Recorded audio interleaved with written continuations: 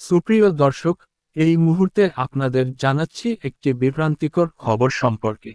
সম্প্রতি সামাজিক যোগাযোগ মাধ্যমে ঢাকা চাঁদপুর রুটে চলাচলকারী এমভি ময়ূর-7 লঞ্চে ভয়াবহ আগুন লাগার একটি ভিডিও নতুন করে ছড়িয়ে পড়েছে।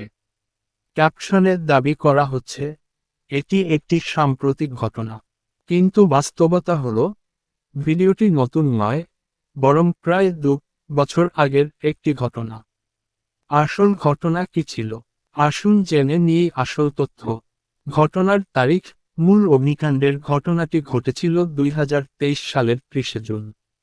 স্থান: রাজধানীর সদরঘাট লঞ্চ টার্মিনালে লালকুঠি ঘাটের 22 নম্বর পন্টনে লঞ্চটি বাঁধা ছিল। পরিস্থিতি: ঢাকা চাঁদপুর রুটের লঞ্চটি তখন ঘাটে নোঙর করা ছিল এবং ভেতরে কোনো যাত্রী ছিল না। লঞ্চটি ঈদ পরবর্তী যাত্রার জন্য প্রস্তুতি নিচ্ছিল।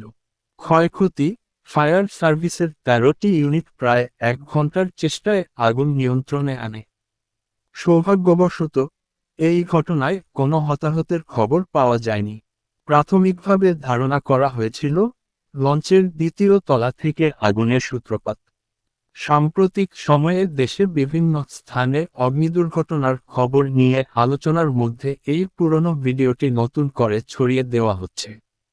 ফায়ার সার্ভিস ও বিভিন্ন সংবাদ মাধ্যমের পক্ষ থেকে নিশ্চিত করা হয়েছে, বর্তমানে সদরঘাট লঞ্চ টার্মিনালে ময়ূর-7 বা অন্য কোনো লঞ্চের নতুন করে আগুনের ঘটনা ঘটেনি।